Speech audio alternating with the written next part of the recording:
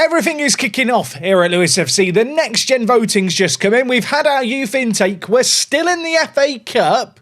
And it's not even April yet. But you know what? I've waited a long old time to be able to say we've had a good youth intake. And I think I can say we have. We have Russ Mulcahy. I'm definitely not saying that right. This looks like an Irish name to me. I say that because it looks scary and I can't say it correctly. Is he part Irish? He is part Irish. That could have been accidentally racist, couldn't it? Irish viewers, please help me out. The 15-year-old. Is he going to go down the route of Declan Rice or not? Right now he says he's English. He is a pretty good player. 19 determination, some really nice technicals, a rapid player as well, can play on the left and right, does play a bit of a weird mix of positions, but you know what, for us he will be able to play right mid, at least in the youth team. And if you're sat there thinking, Jack, it's far too positive, there's got to be a catch. There is a catch. He is inconsistent. You know, he couldn't have everything, could he? But the fact that Ross is listed as an elite prospect, I think, is really positive news. There is also a goalie here who's got 4.5-star potential in Logan Eales. I like the look of this guy a hell of a lot. Admittedly, I wish his aerial reach and general jumping was a little bit better, but I feel like he's got the makings of a decent little goalie. You know, 14 reflexes, 14 handling, 10 one-on-ones. He just needs to improve in a little bit of everything and get bigger, ideally. But he is a consistent performer. He could improve a lot. I'm oddly optimistic, which is weird to say because I'm never optimistic about our own youth players. I will say that outside of those top two players, I'm not entirely sure about the other players here as to are any of them actually any good. Driscoll here is not a bad little winger, but low determination is going to be a problem for him. Ches Pet has a fantastic name, and to be fair, the centre mid has a few standout attributes. 16 technique, 16 bravery, not the most physically imposing of players. And the final player in that bracket of top prospects is Tom Galloway, Italian. Yeah, Tom Galloway, traditional Italian name. This guy has some really nice physicals outside of his strength and jumping reach. Does need to improve a lot, though, if he was ever to play for us. So that's a little bit about the next generation of Lewes FC players, but what about the current generation of Lewes FC players? Well, I'll tell you what, we have the best Wonderkid in the world, officially. Kenneth Gromman, congratulations to the 19-year-old. He has won the Next Gen Award. 31 starts for us this year. Easy to forget he is only 19 years old. What a player this guy is. I absolutely love him. When we signed him, it felt like a bit of a gamble at £34 million. I think at this point, it is safe to say the gamble has well and truly paid off. I'm going to hope that he can continue to improve, but I'll tell you what, there's a lot to like about this guy. I think he's going to be our centre-back for the rest of the series. Maybe a little bit of a surprise that we've only got one other player in the top 50 of the Next Gen list. That player is Silver. The 19-year-old is almost our, I think, 5th or 6th choice centre-back. He has really not played nearly enough this year. I did contemplate loaning him out in January, but I think we're only 1 or 2 injuries away from needing him in the first team. Maybe has hindered his development a little bit. I would love to give him a run of games at some point soon. I suppose the somewhat promising thing, which is hopefully going to be the case next year, is with us having European football, touch wood, there is going to be that need to rotate the team a little bit more and the squad depth will get used more. Anyway, originally I was going to come back for the FA Cup quarter-final today. That is the very next game that I've got, but we've been drawn against Fleetwood Town. Fleetwood Town of League 2 in 18th. I'm just going to work on the assumption we're going to absolutely thump them. So I'm going to play a couple more games ahead. We'll see what's going on, but I want to play 3 matches today. I will say apologies to fans of Fleetwood. Yeah, I did play an entirely rotated team. We didn't really show that much mercy. I feel like my under-21s probably could have won this game admittedly, but a 3-1 win at the Dripping Pan does mean we have made it to the FA Cup semi-final, which we are playing today. Now, of course, last episode we had a comeback win against Everton, and since then we've played a good old chunk of football over the last 1.5 months, which kicked off with an FA Cup 4th round, which, well, you already know what happened in this, because you know we're still in the competition, but we beat QPR 5-1. And we followed up that convincing win with another one against Brentford. Brentford, of course, promoted back to the Premier League. Welcome back. We beat them 4-0. Maria Garcia and Bordalas, the 2 backup wing-backs, getting on the score sheet. And to end the month of February, we had a trip to Anfield. Yeah, never an easy game, this one. The rain was lashing down. And unfortunately for us, we would find ourselves a goal down not all that long into the game. Kamada scored at the back post. But you know what? We hung in defensively in this game, and then we just went up the other end and hit them on the counter. Byrne, the former Liverpool player, the number 54, working some magic on the wing, laid it inside to Cardozo. He passed it to Aguiar, and 1-1 was how this one finished. Obviously, we drew against them in the EFL Cup. I feel like that was a more deserved draw than this one. Yeah, to get that late goal was probably a little bit fortuitous. Into the month of March, we marched, and, well, we beat Brighton 2-0 in the league to kick things off. We beat them emphatically, you might remember in a live commentary. History repeated itself there. We then took on Stoke City of the Championship in the FA Cup. We beat them 3-1. Spolyard did score against us. Yeah, it was written in the stars. I did think when he scored, oh no, here we go again. Is he going to be the reason we crash out? But no, he wasn't. He's not a bad start to his time at Stoke now. I think last time we looked at things, he hadn't played that well. He's now got 3 goals in 14 league matches. We managed to beat Tottenham Hotspur 3-1. They are still really struggling down towards the foot of the table. Sassy did get man of the match in this game. Yeah, you can see here, Tottenham 16th right now. Spoilers for the league table ahead, but Tottenham fans need not worry. You are going to be safe this year. It is Swansea and Bournemouth battling it out for the final relegation spot. Bristol City and Wolves are already down. Speaking of Bristol City, they stopped us getting another win recently. 2-2 against a team already relegated. A frustrating game, this one. A game where, to be honest, we weren't that good. We had chances, we just couldn't hit the targets with the shots that we had. And a share of the spoils was all we could muster. A late Byrne goal rescued us the point too. I'm pleasantly surprised with Byrne, really. I was able to lower his squad status to squad player recently, which has meant that he's not been too fussed about the fact he's not been a regular starter for us. 6 appearances on as a starter, 15 on off the bench. He's only got 6 goals to his name. In the FA Cup, he's been a bit more productive.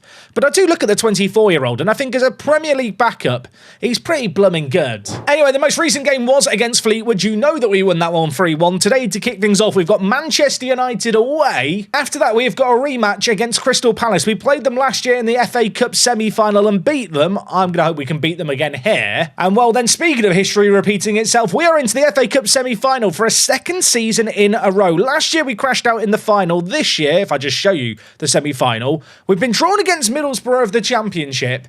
I think we should be in the final again, and hopefully this year we can actually win it. Now, you may have already caught a little peek at the league table. Right now, we are in 5th. You can see both Chelsea and Fulham narrowly ahead of us. Fulham have played a game more. Chelsea have played a game less. By the way, Fulham, what a crazy season they are having. Last year, they finished 5th in the Premier League, and I thought it was a bit of a fluky one-off. They are looking to go even better this season. Newcastle United are behind us by 3 points, but they have a much worse goal difference. However, game in hand for them. We played the same number of games as Arsenal, who are 5 points behind us, and we've actually played a game less than Brighton in 8th. I'm a little bit surprised by how many teams have played different number of games at this point, but we are looking pretty good for a top 7 finish, so European football should be on its way to the dripping pan. Or, of course, whatever stadium we do end up playing at. Football Manager this year doesn't display when a stadium is being built what the plans are or what's happening or anything.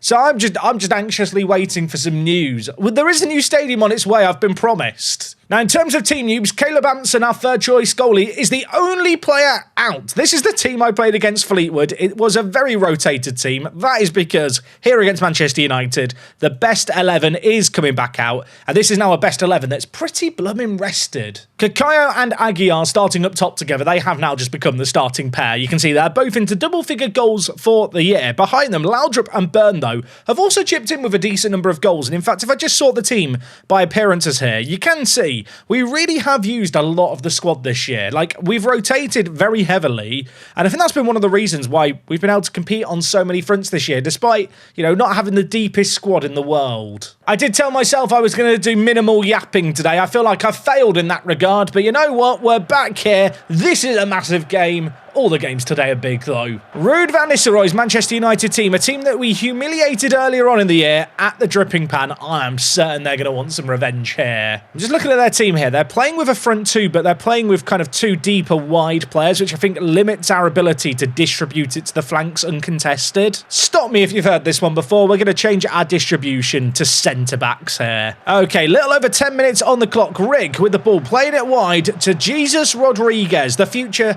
James Rodriguez, or James Rodriguez, I guess. Sassy heads it away. Subotic is there. Jesus Rodriguez, Charles, Wisdom. I don't like this. They're into the box. This is a problem. It really is a problem. Now it's an own goal. I feel like there's been quite a lot of own goals this season for us. I don't know if it's a side effect to the fact we play with a lower defensive line and invite crosses in the middle. Things are more congested. But there's been a lot of unfortunate bounces off our defenders. That is another to add to the collection. Manchester United a goal up despite not having a shot all game. That is the most Football Manager thing ever. I was about to say so far so good for us today, but obviously it's not so good right now. But so far it's been fine. If we could get a goal back, that'd be delightful. Sassy gives it to Victor. Gromman, the best Wonderkid in the world officially, gives it to Ryu. Victor, Ryu! That was not far wide. Manchester United with a corner on this near side. Whipped in, Euro heads it in. We're 2 goals down from absolutely nowhere. This was just a flat ball into the box. It was whipped in. Euro leapt well. Nana couldn't get near it. We do find ourselves 2 goals down in this game, and that does just feel unbelievably harsh to me. But, well, I was going to say there might be an opportunity to get one back before half-time. We might be in a spot of bother here, although Oliver reads the play nicely. A good example there, by the way, of why I like to have quick centre-backs. Really need to have that ability to get across nicely and get the ball forward quickly. Aguiar shoots. He was offside. It wouldn't have counted anyway. We've had 54% of the ball in this first half. We've had 5 shots to their 3. We actually have the better XG by 0.01. Doesn't matter, we're 2 goals down. Right, I'm going to tell the players they've been terrible so far, sort it out. I am going to make some changes here. In possession, I'm going to ask the players to play much narrower here, and we're going to look to focus the play through the middle. I looked at the pass map, and basically we're getting stuck in the wider areas and not getting it across the pitch without going round the defence. In addition to that, I'm going to make a very bold change here, and this might be a bit of a risky change, but I feel like we've got to do something a bit different here. They're playing with 2 defensive midfielders without the ball and with the ball. I'm going to tell our players when we don't have the ball here, Victor and Cardozo step up, press and stand on those defensive mids. It sounds odd, the attacking midfielder is probably the best role for this. We want to prevent the access to the opposition midfield pivots. We want to try and cut off their attacks at source. When you actually look at the shape on the visualizer, it's not going to change a great deal. It just means that those 2 centre mids are going to defend higher up and just be a little bit tighter to Manchester United's defensive midfielders. You can see when they have possession, they've got Charles and Subotic, and they're playing the ball through these 2 players.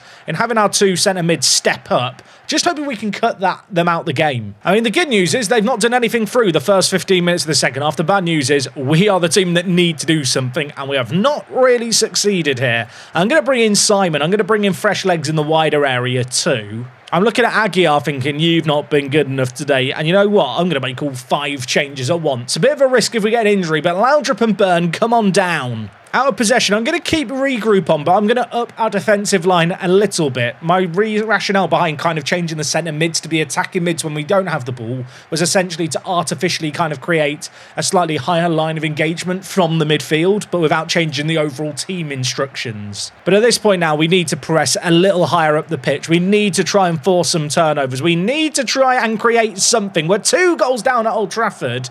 And it's not been a good game for us. We've not created enough. Manchester United, they've not really created things either.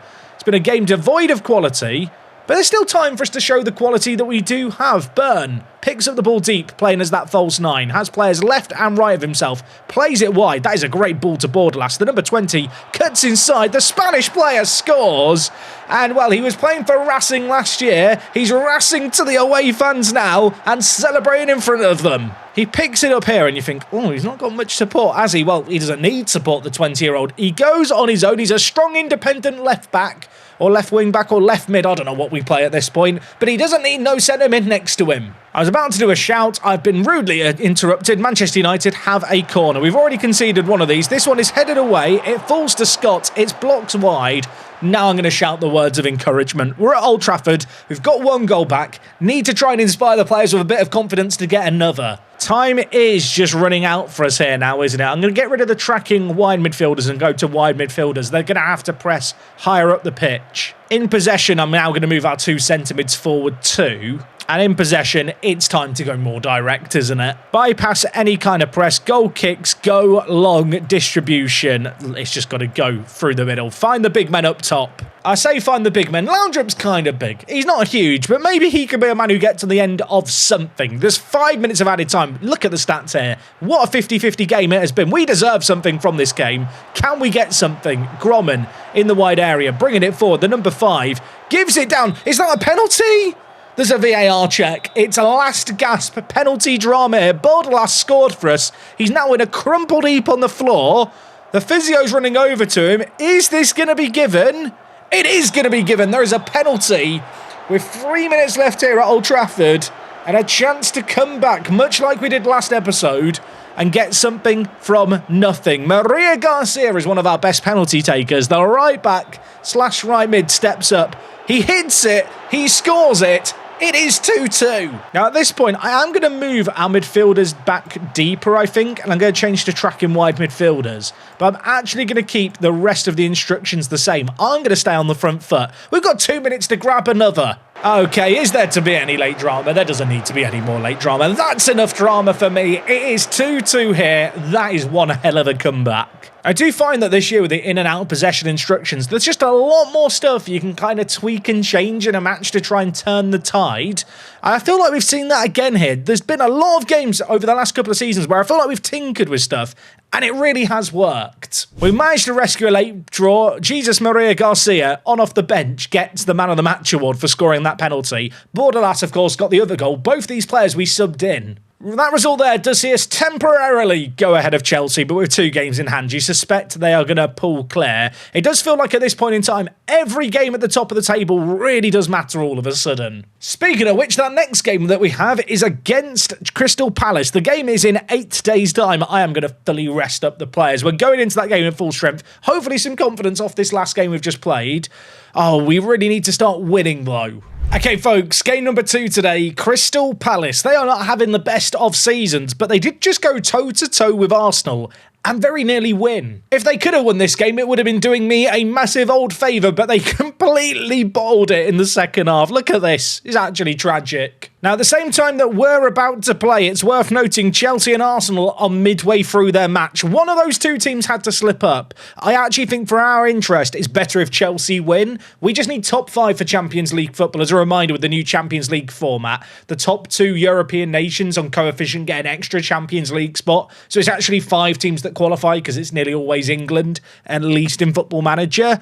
So yeah, if Arsenal could not win, that would be really, really nice. Then I only have to worry about Newcastle. Not going to come as a massive surprise going into this game. We are at full strength. All of my first team is wanted. Look at this. Not quite all of it. Most of the first team is just wanted by different teams. That is going to be a fun battle to be had in the summer. But yeah, I'm going to go with the same team that started against Manchester United. The last time we took on Crystal Palace in a live commentary, we absolutely humiliated them at Wembley. I am very much going to hope their history repeats itself in this game here. Saying all of that, they are the team in possession early doors. Less than 10 minutes played here, and Cordero, the number 10, is bearing down on goal, although Ngwashi, what a tackle that is. The ball forward, slightly less than ideal, a little overhit, and now Ngwashi might need to do some defending because Matsumoto's in the middle, and we're down a goal again. I know last episode we came back against Everton. I know today we've already come back from 2 goals down against Manchester United. We can't keep putting ourselves in this situation here where we need to come back. Throw in on the near side. Could we have an immediate response? That would be nice, wouldn't it? Ryu plays it back forward towards Ruiz. Can he get the ball in? He can. It's shot by Aguiar. It is blocked off the line. Sassi heads it back into the box. Aguiar, Cardozo,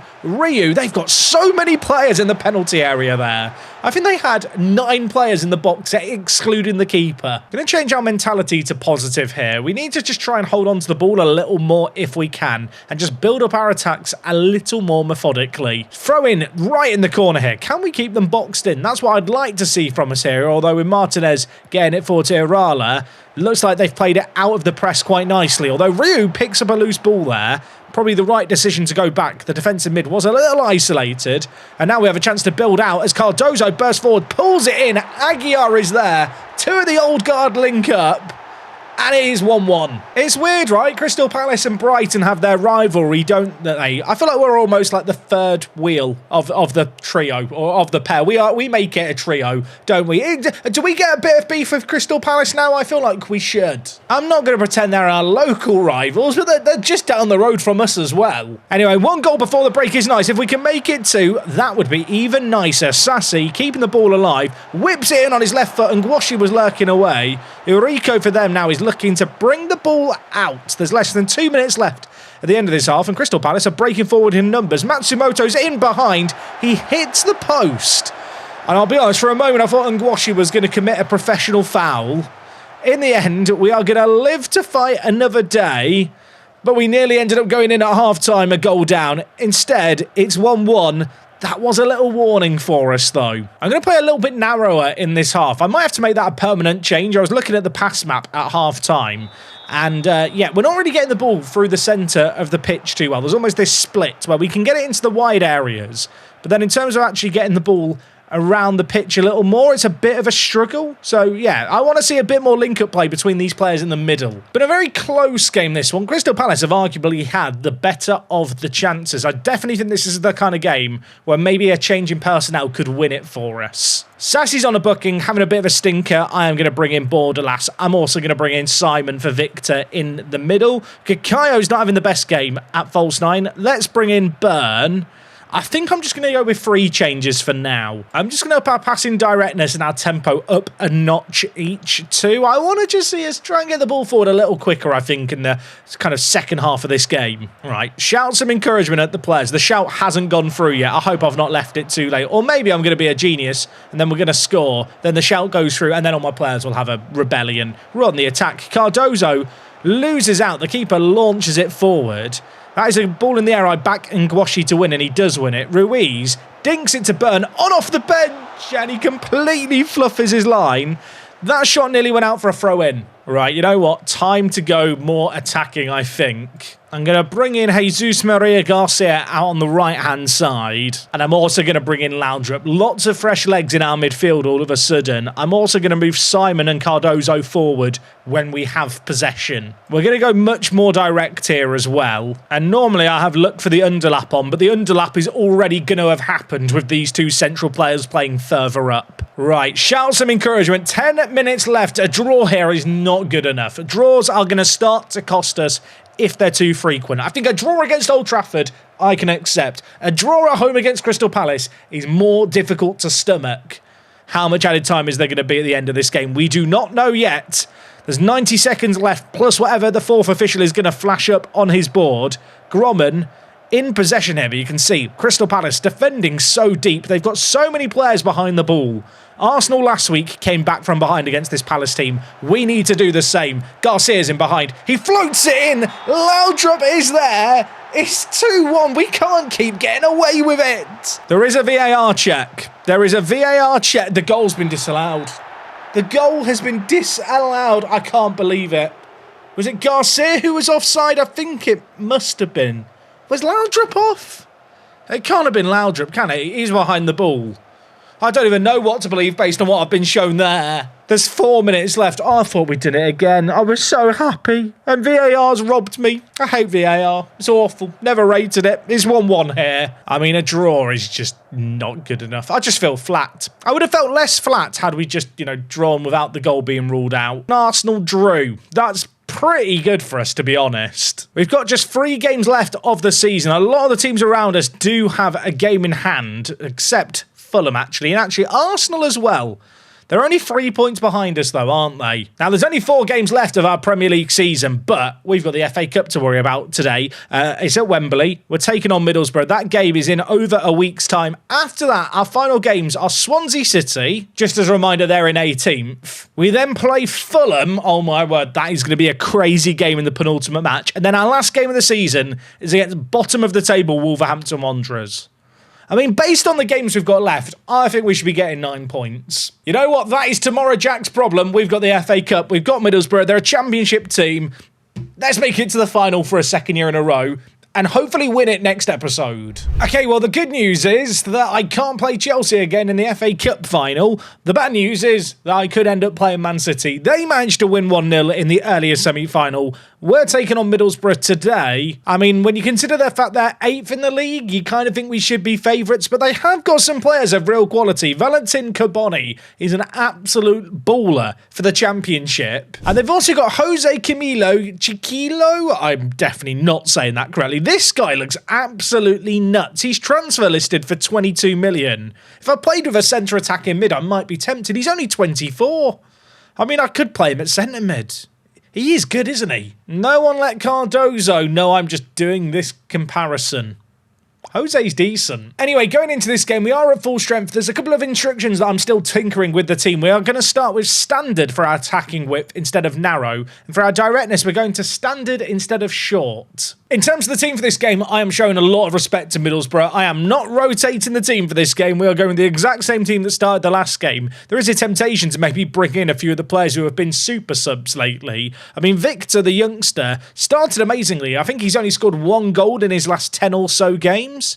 I might make a couple of changes here. I'm kind of tempted to bring in Simon. And I'm looking at the striking department. I feel like Byrne has been very, very good when we've called upon him. I'm going to give him the nod in this one. It's the FA Cup. It's a game at Wembley. We should be favourites for this one. We are the favourites for this one. But I know this isn't going to necessarily be easy. I mean, of course, we are going to hope it's going to be easy as... Well, is this a kit clash? Is this a kit clash, ladies and gentlemen? We've not had one all save game. And now I'm beginning to think that we might have our first. We could go to 2D for the culture, but you know what? I think our kit classifies as a dark kit. I'm not sure their kit classifies as a light kit. I think there's enough of a difference. If I start to struggle, maybe we'll whap out the 2D. Anyway, Cardozo through the middle. Aguiar. Simon, I've brought him into the team last minute. And that's why suddenly he makes me look like a genius. Of course, the Frenchman was himself playing in the Championship last year. He picks up the ball here off Aguiar. Still had a lot to do. Absolutely burnt the defender with his acceleration and a really tidy finish into the bottom corner. Some people are going to love it. Some people are going to hate it. I'm going to 2D in this game. The kit clash was just a little egregious. But actually, watching matches from this point of view, I think is actually a nice way to kind of just understand the build-up patterns of play a little bit better with our team. And maybe just appreciate some of the passing and movement on display. Cardozo bangs it in. It's 2-0. Both our centre mids are on the score sheet. I will say this is my first time using the 2D on FM26. Does anyone else think it looks weird? It looks like kind of 2.5D. There's some weird 3D stuff that I don't like about it. Nevertheless, that was a great finish by Cardozo. Cardozo, by the way, in the progress right now of signing a new 4-year deal at the club, but with an optional 3-year extension, essentially tying down the captain forever.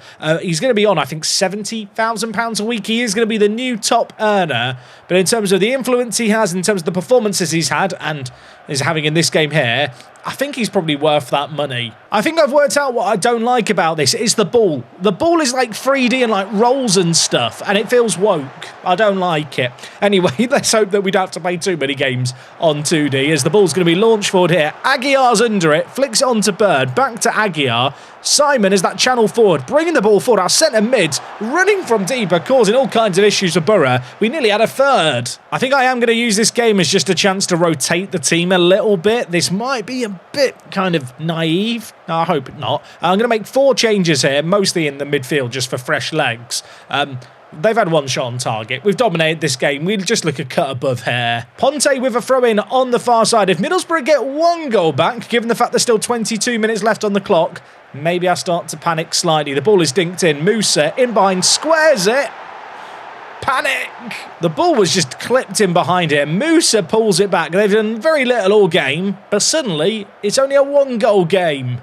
And those subs have already gone through. I can't cancel them. Cardozo, free kick, a long way out. There's no chance he's shooting it. He's going to go shot to Oliver. I've seen the future. It could be Gromman, actually. It's going to be Gromman. I've seen this on the training ground. Never mind, it's Ngwashi. You know what? I don't have the ability to see the future. I'm sorry to let you all down. Oliver, bringing it forward. Not a good shot at the end of it. 82 minutes played here at Wembley. I'm starting to get nervous. I know I shouldn't be. We've been in control of this game, but that goal that Middlesbrough have got has just put a little bit of self-doubt in my mind. Got a free kick here, which is going to go short and Ngwashi. Cardozo looking for Maria Garcia. Picks him out as well. The number 2 cuts back on himself. Pulls it back to Pearce. 3 different centre mids have scored in this game for us. What a weird game.